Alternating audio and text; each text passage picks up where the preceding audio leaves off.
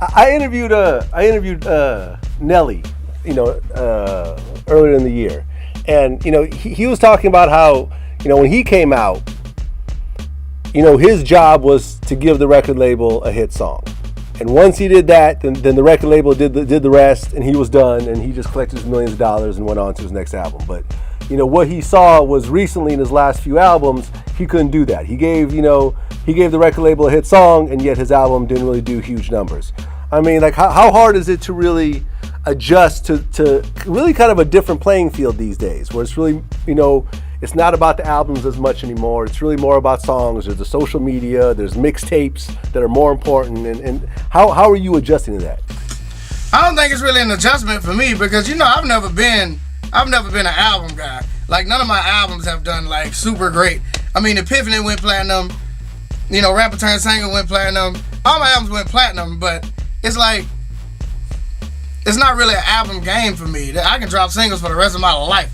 Like, just this one album that I'm working on now, Stoichville, I done recorded 110 songs already. You know what I'm saying? So it's like, I can just drop singles. I can just keep dropping singles for no reason and be straight and really ain't got to do no shows. I can just chill at the house and be straight. I got royalty checks coming in from 4 years ago that I just signed contracts to. So that money just been accumulating, and that's what people don't understand, man. I don't get regular royalty checks. Like, you know what I'm saying? Everybody say they royalty checks come in every once in a blue moon, and you know what I'm saying, they like $17. These people got to realize, man. I've been on 50 #1 songs damn near. And you know what I'm saying? And I can sit back and just rely on other people's work. Cause you got to realize when you on somebody else's song, you ain't got to spend no money on promotion. You ain't got to pay no label back. You ain't got to do nothing. All them people doing all the work for you. So all you got to do is sit back and collect the check for the sweet ass song you made, that shit.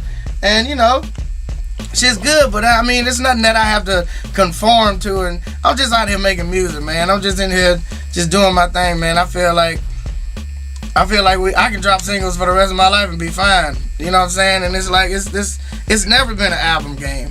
And nobody has, you know what I'm saying? When the digital age came in and iTunes started letting people buy singles on their own, then that was the end of the album game. You telling me I can buy the song that I actually like, and without spending the rest of this money, I can just spend $1 and get this one song that I like? Oh, of course I'm just getting that.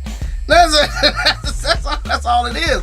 So it's nothing. I mean, when you try to conform to what the label is saying and the label gotta like the song, I mean, that's cool to do, to make a happy medium and stuff like that, but it's not always ideal because YouTube, you know what I'm saying, the artist and the label might have a different idea of what you want your sound to be, and that's always a clashing point. But at the same time, it's good to make it a win-win situation to where you make money off of your single, as far as shows and just all the stuff that come with touring and stuff like that. So I mean, you're not just a regular artist, you're actually a writer and a producer, so you're really involved in the business all around.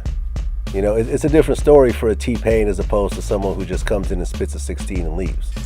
Yeah, exactly. I really stay in the studio for real. Like, I got 2 studios in my crib. Like, a lot of people don't like to have studios in their crib because, they feel like they can't catch a vibe. I catch a vibe wherever, man.